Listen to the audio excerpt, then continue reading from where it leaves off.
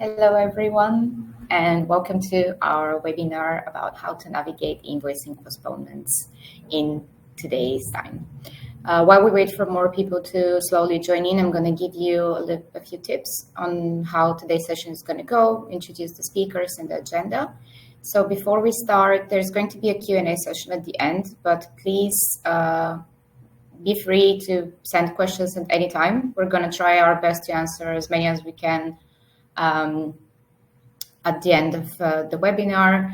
And if there are any left, we're going to send them after along with materials.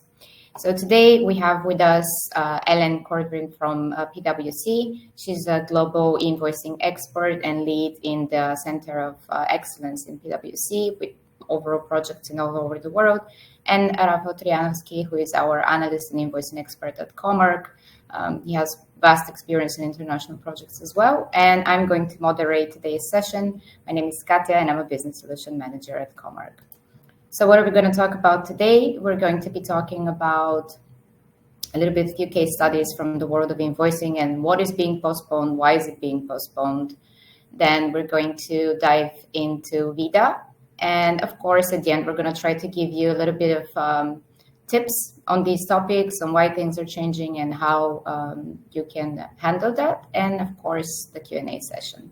So now I leave the floor to you, Rafa and Ellen, and everyone enjoy the session today. Thank you, Katja, for this introduction.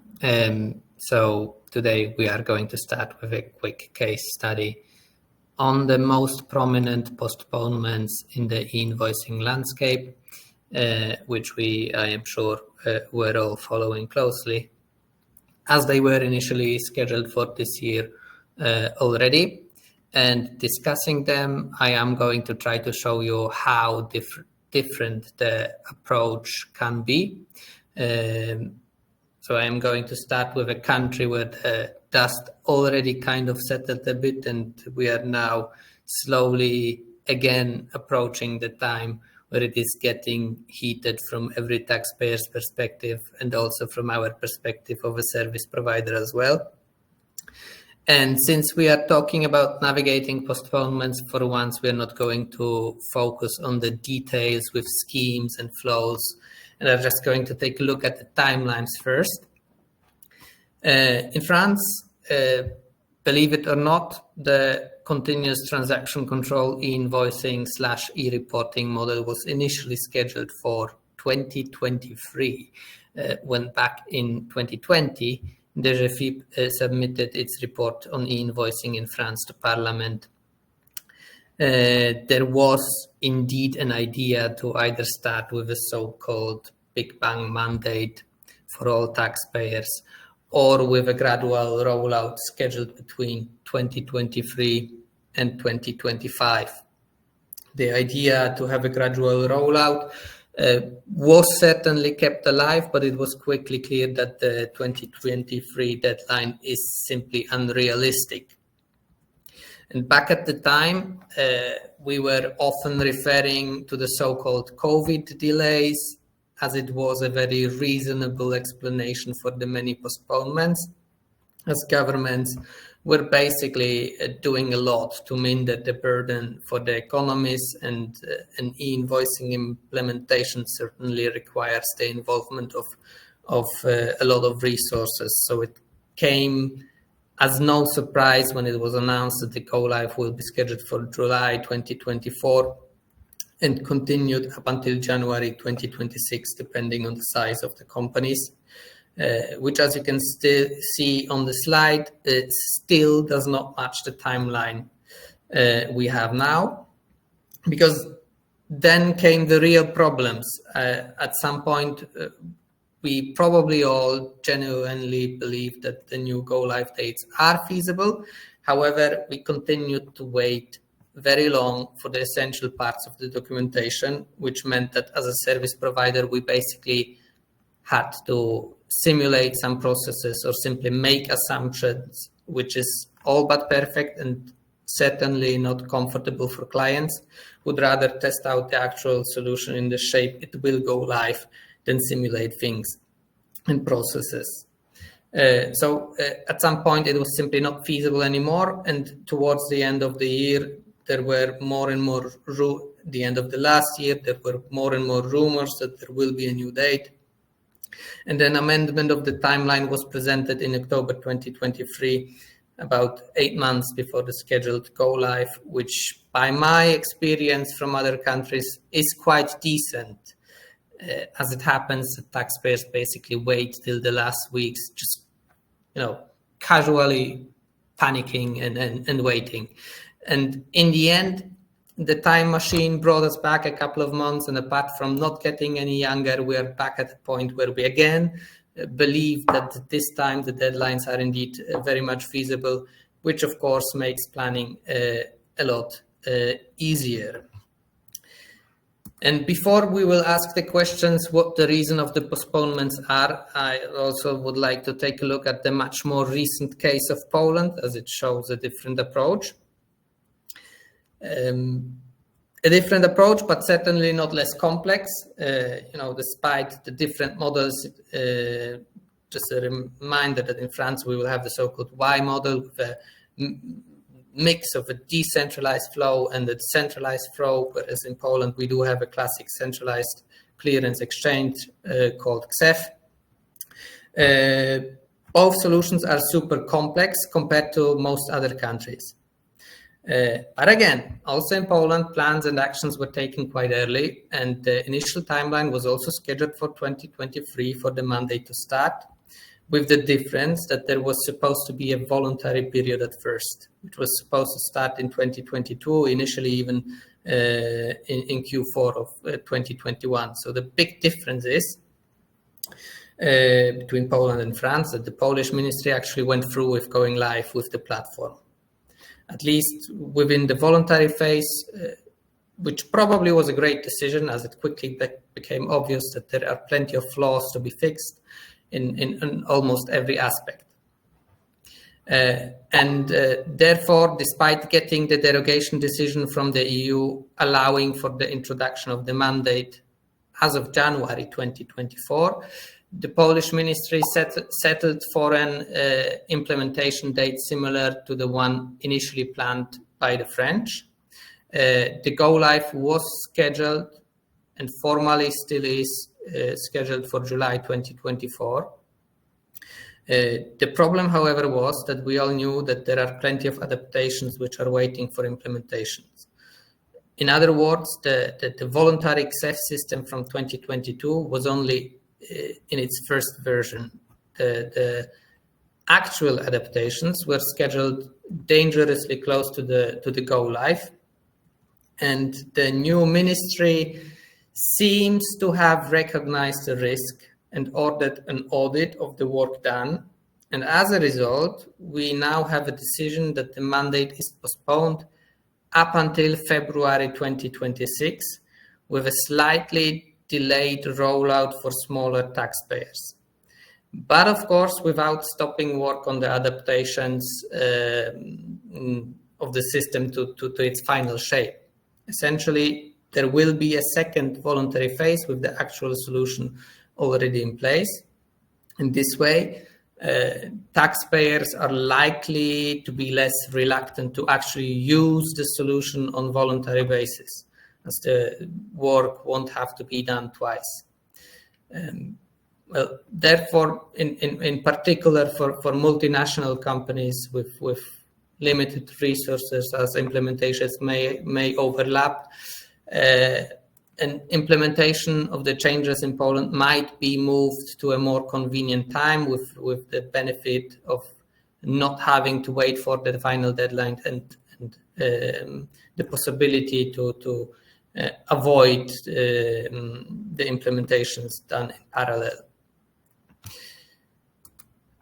And since the topic is quite fresh, I would also like to stress out some differences between the old version of CEF, already in place but not really commonly used, and the new one which is currently being developed, or the ministry is working on the second version continuously, because there are going to be some changes which do not affect the taxpayers heavily. such as a more secure way of authorizations. But there are going to be some changes related strictly to the rollout timeline, of course. But there are also, conceptual changes which will make it a bit easier for the taxpayers, such as, for example, in a way, an interim period where invoices can be issued in the so-called offline mode. In other words, reported to XEF but distributed separately with a QR code. There are also going to be some industry-specific changes as announced during the public consultations, such as, for example, attachments for some invoice types which require additional information. And as well, other changes we do not really have time for today because it is also Ellen's time to shine, with further case studies on invoicing sagas in Belgium and in Spain. Thank you so much, Rafael. And also from my side, a warm welcome to everyone who is joining us today during this webinar.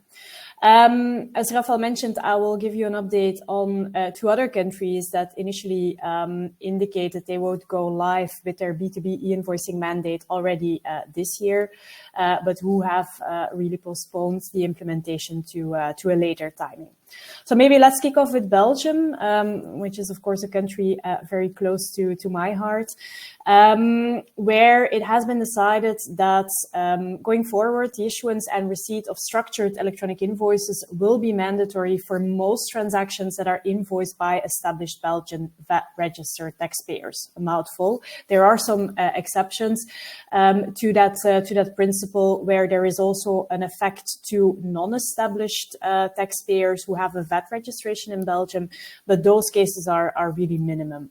So it mostly affects those companies established and VAT registered in Belgium.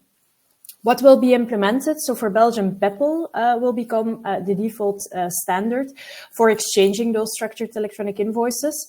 However, there is also some flexibility built in where taxpayers, in case they come to an agreement to use a different way of exchanging structured invoices, where that will also be accepted.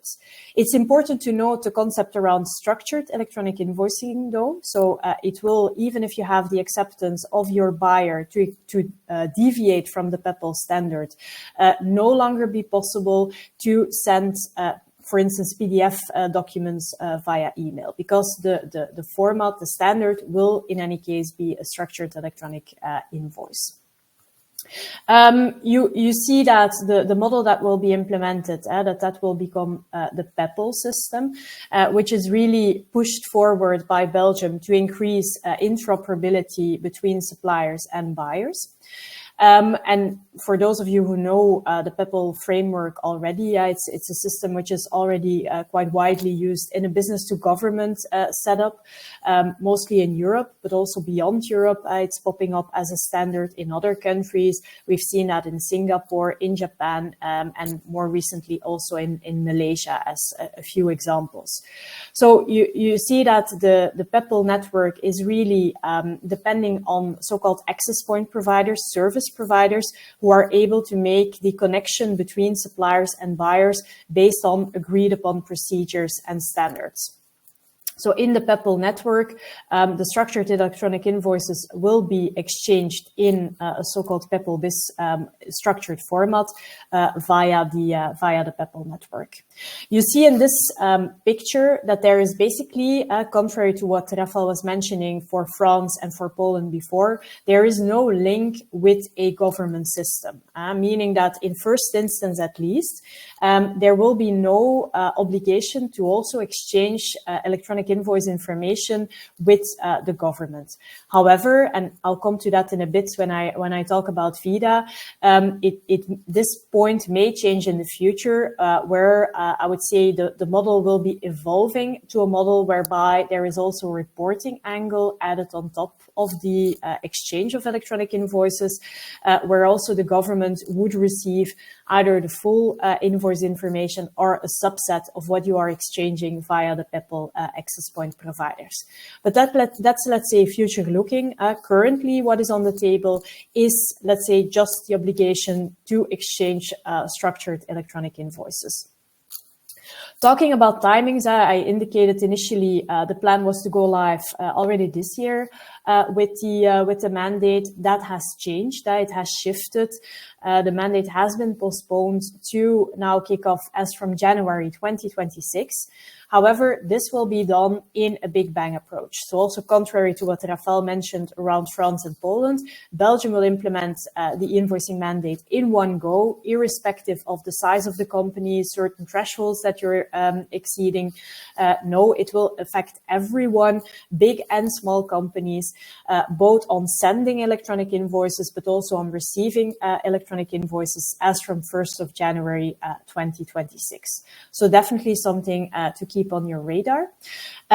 Maybe a last point I want to make, and that is more specifically linked to what I mentioned around smaller businesses also being part of the scope. Note that Belgium has really foreseen a kind of a fail-safe option for those small businesses that would say, well, I'm not technically capable to receive those structured electronic invoices, that you as a supplier in this case will not be blocked for implementing the PEPL model.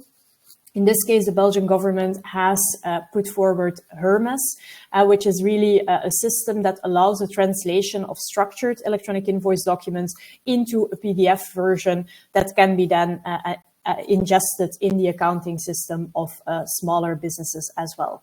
So there's basically no possibility to deviate from the mandate that has been put forward by the Belgian government. So something to put on the radar. As Rafael mentioned, the next country I wanted to discuss was Spain. So also here, Spain will be implementing an e-invoicing B2B mandate, where e-invoicing will become mandatory following the so-called law for the creation and growth of companies. And you see that the invoicing obligation will be applicable for supplies between VAT payers that are liable to issue invoices according to the Spanish legislation on invoicing. So you see also here, there may be some deviations and some exceptions to the scoping, but mostly it is really affecting Spanish entrepreneurs, Spanish professionals, including fixed establishment of those companies.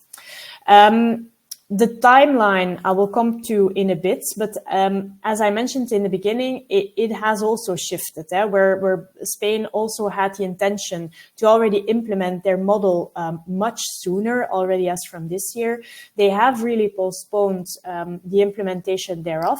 And the reason for that was mostly because the model that Spain initially wanted to implement was really deviating from, let's say, the harmonization initiative that the European Commission had under VIDA. I'll come to that in a bit, as I mentioned, where Spain was really going for, or trying to go for, the implementation of a so-called clearance model, where you see that following the new specifications that have been put forward, the model that they will actually implement will be working more in line with the VIDA model, and it will be a so-called decentralized CTC exchange model. How does it work? It really combines certified service providers that have the ability to link with the public electronic invoicing solution and the usage of a public electronic invoicing solution, a bit similar as what we see in countries like France. According to what is currently on the table in terms of regulations, you see that there are a number of options for technical formats, structured formats again, that can be exchanged between suppliers and buyers. The so-called cross-industry invoice, UBL, Edifact, and also the Fatura A format, which is already a known format again for business-to-government invoicing. And you see that under the Spanish models, taxpayers can either use a solution that will be developed by the Spanish tax authorities, which will be referring to the Fatura A format, as I just referred to, or they will also be able to rely on alternative solutions, but those solutions will have to be certified by the Spanish authorities. It's important that, of course, those solutions should also be able to interoperate with each other, which means that when it comes to the formats that are accepted according to the Spanish legislation, they will be able, or will have to be able, to handle the different structured formats that I just referred to. Next to the invoicing process itself, we see that also the response messages, the responses coming back from the buyer as to whether they have commercially accepted or rejected the invoice, as well as information on the payment completion, that process will also be mandated according to the Spanish legislation. So really a broad impact again, a bit beyond, let's say, the pure invoicing process, as is the case for France as another example. Now, the question is, when will this be implemented? And there, I would say the situation is a bit more vague, because the deadline for the implementation of these obligations that I just referred to will start 12 months as from the moment that the royal decree gets approved and published in the official gazette. This is expected to happen, I would say, somewhere during this period, which means that most likely the mandate will kick off as from 1st of July 2025 at the earliest. But again, it will really depend as from the moment the royal decree gets approved, gets published, and then we will have, based on the specific situation that we're in, because you see in the table listed here that there's some difference made between larger taxpayers having a turnover over 8 million euros, and then the smaller taxpayers who get, I would say, a year in addition to comply with the various requirements, either 1 or 2 years following the publication, in the official gazette, the mandate will actually kick off. So I think that is what I wanted to say about the Spanish upcoming developments. Yeah, well, thank you for those insights. To wrap up the examples we've just discussed, a few factors which are indeed playing a huge role whenever a timeline of e-invoicing implementation in a country is defined. First of all, probably the most important factor, the complexity of the introduced model. Both Poland and France are perfect examples how the sheer scale of the undertaking kind of overwhelmed the authorities. In other words, the deeper, the more problems appeared, which needed solving, and the plans might have been a bit too ambitious for the initial timelines. There are, however, much simpler solutions in place, which seem quite similar on paper. A perfect example is the comparison of the self-billing solution in Poland with the complex authorization methods without going into detail, and Romania, where the whole thing is basically one line in the documentation. So that's one thing. The second thing would be the need of the tax authorities, which is also playing a really crucial role. It is not by accident that Italy introduced the first European continuous transaction control model. And it's not by chance that the Romanian e-transport solution was introduced in parallel with the e-invoicing platform, despite not really being ready yet. So, of course, mindering the VAT gap is always a very important factor. And also the political situation plays a crucial role, as it did in Poland or in Spain. A new administration can have a different view of things and other priorities as well. They might want to reassess what has been done. They might not be so deep in the topic to continue flawlessly, which also might lead to some changes in timelines. And well, now is the perfect moment to discuss how the expected changes on the European level will affect the postponements on the and the timelines on national level. And I am handing over to Ellen again. Actually, before we continue, we also have a little poll that we would like to ask you guys to just answer a little question for us. We are curious of why did the webinar interest you? It's a way to engage you, also to give you a little pause. And then after that, we're switching back to Ellen, who's going to deep dive about VIDA.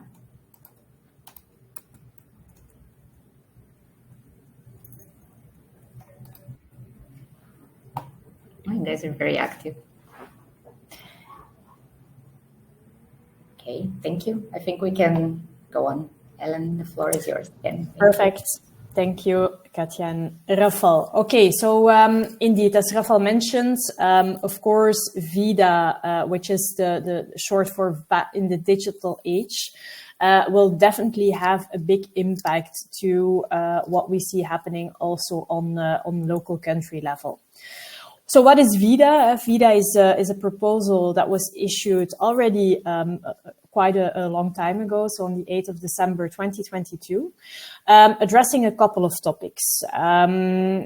First of all, and that's of course very much linked to the topic of today, some requirements around so-called digital reporting requirements, DRR in short. But also some aspects around platforms where there would also be a deemed supplier provision being foreseen in the VAT legislation for accommodation, for transport, for digital platforms, basically, as well as something that should simplify the life of companies having multiple VAT registrations in multiple EU member states where they could rely on a single VAT registration. So it was really a proposal that was focusing on, I would say, modernizing the VAT legislation on a number of aspects.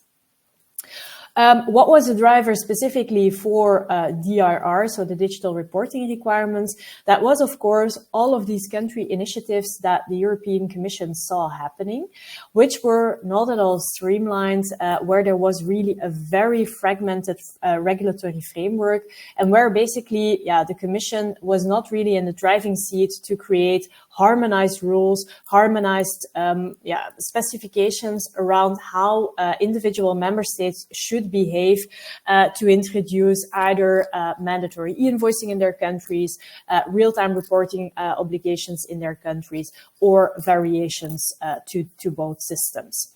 So what did the Commission come up with in the first proposal in December 2022? That was basically making electronic invoicing the default option for especially intra-EU transactions. So all the transactions that were happening between two individual EU member states, those invoices should run in a digital format, in a structured format as well. Whereby this obligation would really serve the introduction of a new requirement, the so-called digital reporting obligation for intra-EU transactions. Meaning that where we currently have the so-called EC sales listings, EC purchase listings in certain countries in place, which are really summarizing in an aggregated way all the transactions that are happening between taxpayers in two member states. This recap statement would be replaced by a more real-time type of reporting on a transaction-by-transaction basis, which would be implemented on the basis of electronic invoicing. So a new model, a new system, as you can hear, where, of course, the Commission was also hoping, even though they were not regulating the introduction of a domestic DRR or a domestic e-invoicing obligation, that this would really have an impact at the EU model to what is also happening locally in the different member states, and that by introducing this on EU level, they would indeed succeed in creating more harmonization amongst the EU member states for all those domestic obligations. You will have heard, if you followed a bit the discussions around FIDA, that there were a lot of discussion points linked to the concept as such, linked to the timings as well, because those timings were set very short. The idea was to move ahead with the full model that I just explained by 2028 already, which is not that far away from us, given the current status that we're in, where the legislation is not yet finally approved. But of course, there was also a big impact for those countries that have already invested a lot in systems. Think about the examples that we just referred to, France, Italy, which was really the front runner when it comes to mandatory e-invoicing in Europe, that had already since 2019 a system implemented in their legislation that they should now change to really converge to the upcoming EU model. So a lot of discussions have happened since the initial proposal was published. With some further amendments, and you can follow a bit in the table that we outlined here. Those changes that have been proposed, but you will see that the overall approach is remaining the same, meaning the introduction of an e-invoicing obligation on the one hand, the introduction of a digital reporting obligation for EU transactions on the other hand. Where we are currently, and I would say from that perspective, this webinar is maybe a week too soon, knowing that the ECOFIN meeting where the new compromise text of FIDA will be discussed will be taking place next Tuesday. There is really a high anticipation that the new compromise version will be finally approved by all EU member states during that ECOFIN meeting. What can be expected in terms of changes to the initial proposal? As I mentioned, the concept, the main objective, that will remain the same, is anticipated. However, there are some changes proposed to the timelines when this will be implemented. I think that will be a very important one. Also some, I would say, technical specifications around things like timing, when invoices need to be issued, whether summary invoices will still be accepted, how fast the reporting needs to happen following the transaction. So all of these aspects are still a bit under discussion.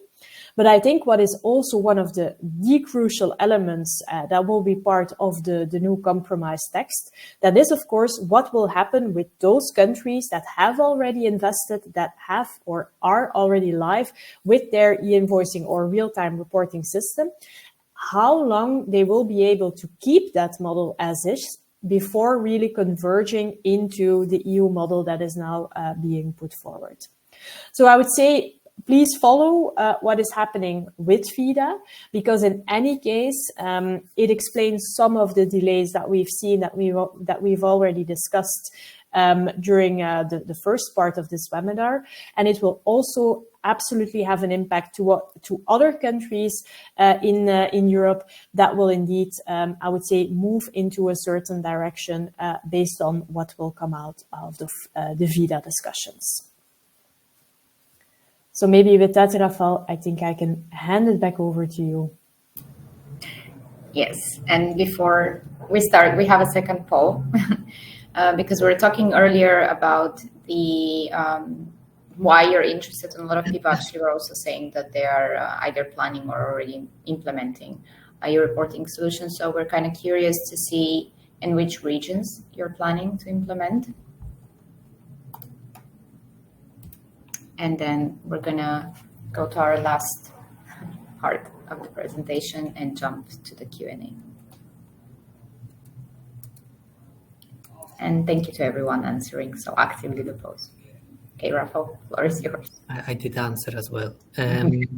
Yeah, so the question that needs to be raised is, how can we avoid the nightmare of constantly changing timelines?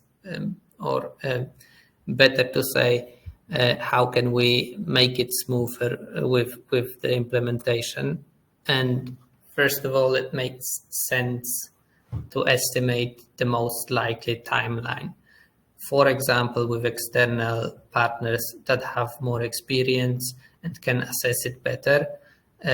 This way, resource planning on taxpayer side becomes easier, which of course doesn't mean it's going to be easy.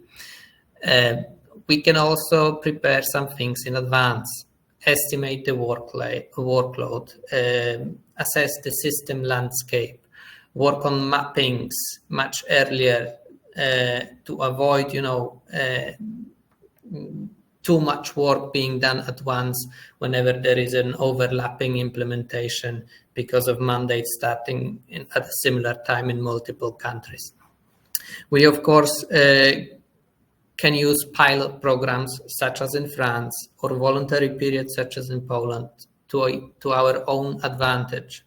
This certainly creates some room for flexibility as well, which of course can be a lot easier if done with the guidance of external help. Again, in France, it's teams which were applying.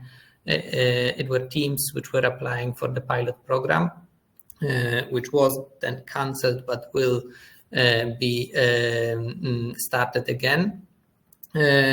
So no matter whether it's a pilot program or a voluntary period or just a sandbox, it makes sense to start earlier. And those are like the main bullet points from a technical provider's perspective.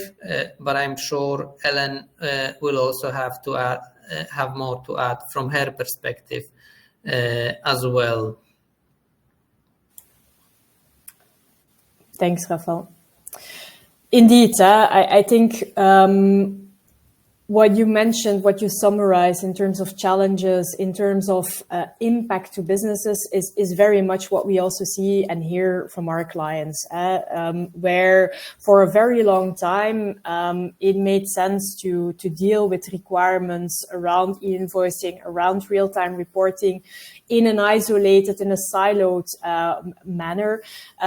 Being quite reactive at just aiming at being compliant, because compliance with these obligations is of course non-negotiable. It's not just about the impact it will have financially, for instance, if you're not in compliance with certain e-invoicing requirements, but with e-invoicing, it's going a step further because it's also affecting your operational readiness to be active in a certain country, to be paid for what you're doing, to be able to deduct VAT on the transactions that are coming in. So compliance is in any case non-negotiable. But we saw that for many years, our clients really were implementing decentralized approaches, local point solutions, which was still manageable at that point in time, where we only saw a minimal amount of countries moving into the direction of e-invoicing or real-time reporting obligations. If we look at the landscape today, we talked a lot about Europe currently during the webinar, but if you look globally, currently there are already 80 countries that have implemented e-invoicing, real-time reporting, or SAFTI or other on-request e-audit obligations. And I think even more striking is that there are more than 70 countries, or 70 new obligations, I should say, are already announced as of now, which means that the situation whereby you just try to comply with your local solutions, very siloed, very local to local approaches, no longer makes sense. And we see that many of our clients are trying to move away from, I would say, that situation to a situation where, first of all, they have centralized teams, centralized responsibility for monitoring the landscape, making sure that those changes that will affect them, that will have an impact to them, are picked up as soon as that is possible in the process, to be really proactive, to make sure that there is the chance to have timely resource allocation, budget allocation, and really to avoid disruptions in their operational flows. And you see that this is the first step in the process where you also see that from a technical perspective, more and more companies are really looking for global approaches, global solutions to deal with the various requirements, whereby they can really leverage the experience that they have from implementing a solution in one country to the next countries that are part of their rollout wave, rather than having to restart the project as from scratch for every new obligation that is coming their way. And there I see really, companies leading, where they really see, they anticipate the changes, they can manage the changes in a very agile way.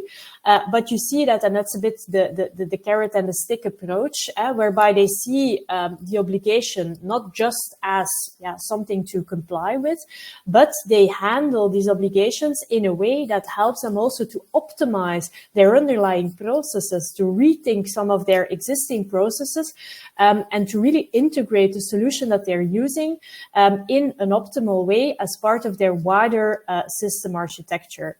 And I think it's clear, based on everything that we have been discussing today, that the shift towards this more strategic approach is really, let's say, the direction of travel to take, because firefighting, as we called it, just trying to comply, being reactive, not making sure that you have centralized solutions or approaches to deal with the requirements, seems no longer sustainable for the future, especially if you're a company that is indeed very widely affected by these new obligations. So I think with that, Rafael, I will hand it over to yourself and Katja. Thank you. Thank you both. I think we've reached more or less the end of the slide deck, and now we have a bit time to go through some of your questions. I saw some questions also overlapping, some very interesting ones. And as Michal already mentioned in the chat, who's part of our team, you're going to get not only the recording in the slide deck, but also you're going to get the answers to all the questions that we can't manage right now. And as for the first question that I noted, one of the first ones that was asked that was very interesting refers to the beginning, to what Rafa was discussing regarding Poland. So the draft legislation seems to not include the gradual rollout, which contradicts the previous statement. So Rafa, could you elaborate why is that? Yes, of course. So there was indeed a bit of confusion in the last couple of weeks and days, as indeed the draft legislation does not include the gradual rollout.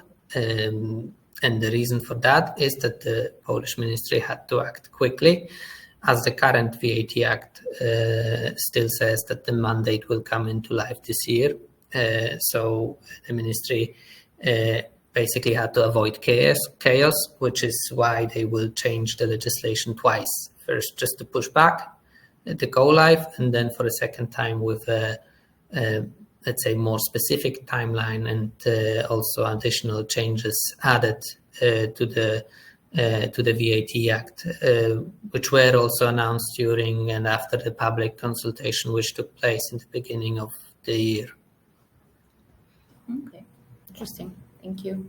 And there were a few people actually asking a lot about actually regulations also abroad, and there's a question that says that we focus quite a lot in Europe, and if you guys see the same trend or requirements popping up in global regions. Ellen was saying, for example, how there are a lot of countries that also have new regulations, but what about like postponements or something? Yeah. No. Happy to take that one from my side. So as I referred to, this is indeed not just happening in Europe. We see the same trends basically happening all over the world.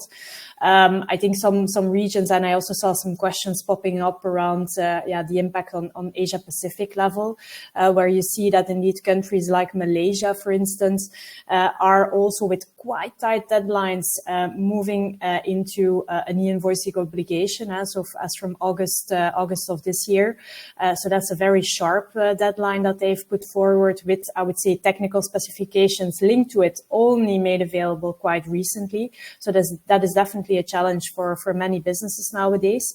The same happened in Singapore, to name another example country in that same region, where it has also been decided that they would move into an invoicing mandate. They're doing it a bit atypical, though, compared to the other countries, because they're really focusing on new taxpayers that become active in the country and really enforce the obligation to those new taxpayers, where for the other ones, there's more kind of a voluntary approach that can be taken to implement the mandate.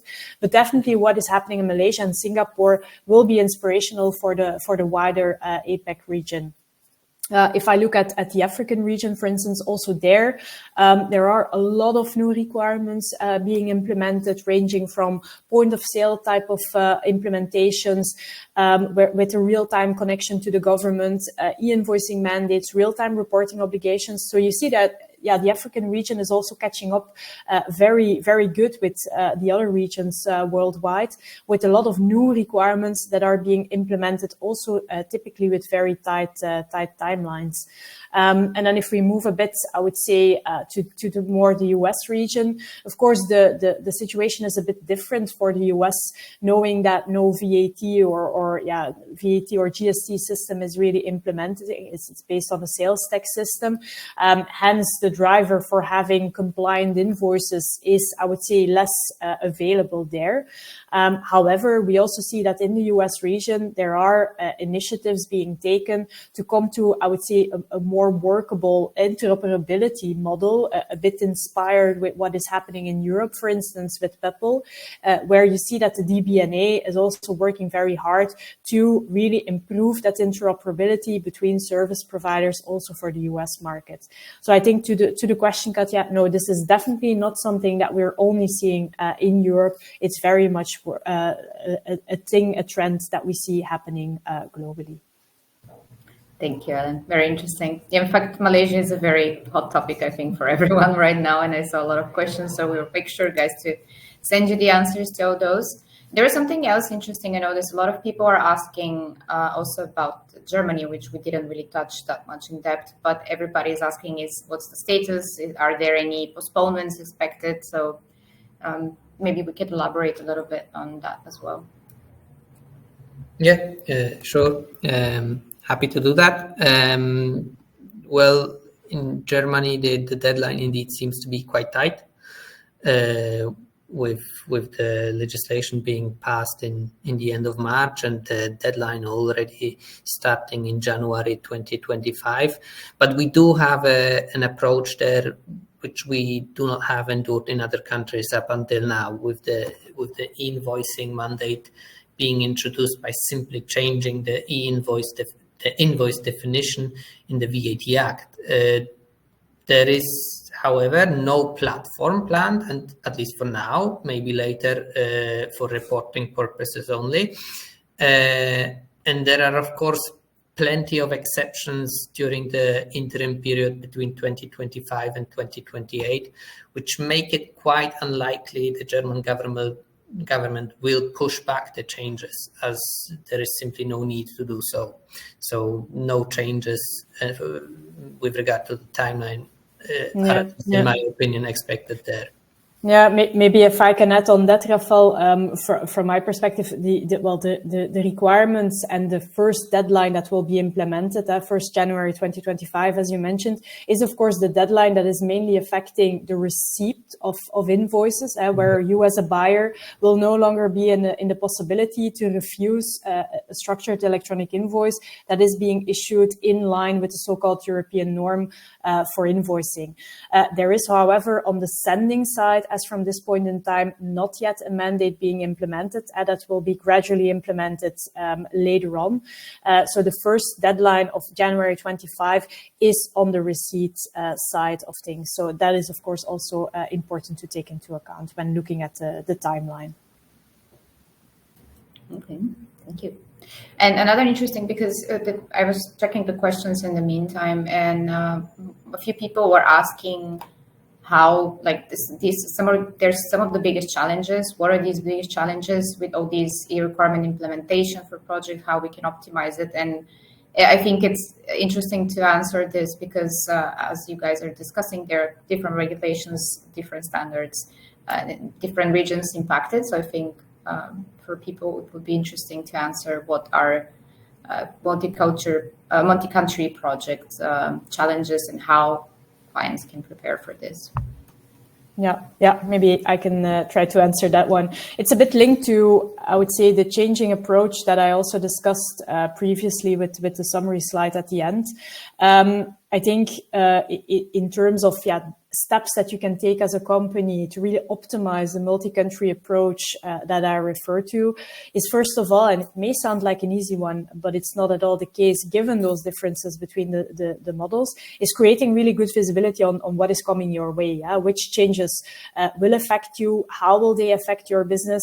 So really creating good visibility and up-to-date roadmap at all points in time is really crucial. I think a second element that is very important is all or everything related to stakeholder management, a proper governance model. With e-invoicing, this is of course not just, I would say, an issue that is being linked to the tax team, where the tax team is in the driving seat and need to find a solution. No, there is really a wide set of stakeholders within your organization who are really affected by these new regulations. Think about your AP, AR teams who are in their day-to-day operations affected. Think about treasury, think about legal, think about IT, of course, who needs to find a technical solution for dealing with these obligations. So having a proper governance model around all these aspects that need to be implemented is for me also a very crucial step, so that it's really known who is in the driving seat for what and who has the responsibility over what aspect of the implementation. And once you start adding, I would say, additional stakeholders, like for instance your third-party service provider, maybe your consultant helping you with the implementation, it gets even more crucial, I would say, to have a proper governance model around your project.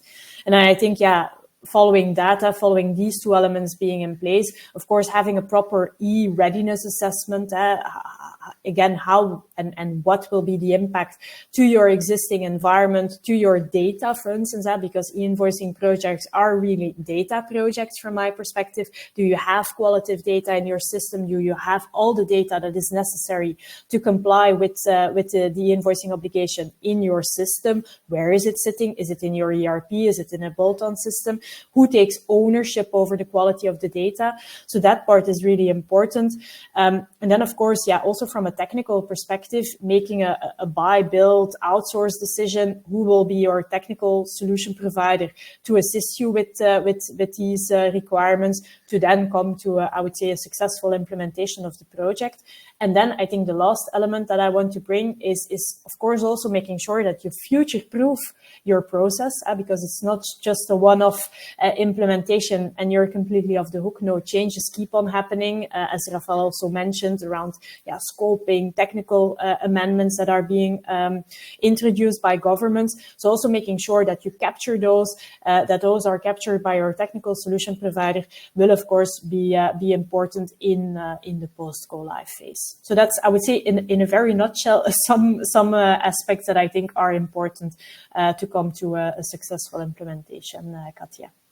Okay, thank you. Very interesting. And I do agree. There's some really good points. We kind of went over time, but I think that was like a question that was very, very interesting to answer, like a few more of the questions. So that's why we kept you guys a bit longer. So thank you first to the speakers. You guys were fantastic. And also to our audience for being very engaging for all the questions. We're going to send you the recording, the slide deck, and the answers to all the questions, including the ones we discussed here, so that maybe we can put some more points for you. And do not hesitate to reach out to any of us at any time. So thank you, everyone. And I wish you all a wonderful day. Thank you all. Bye-bye. Thank you. Bye.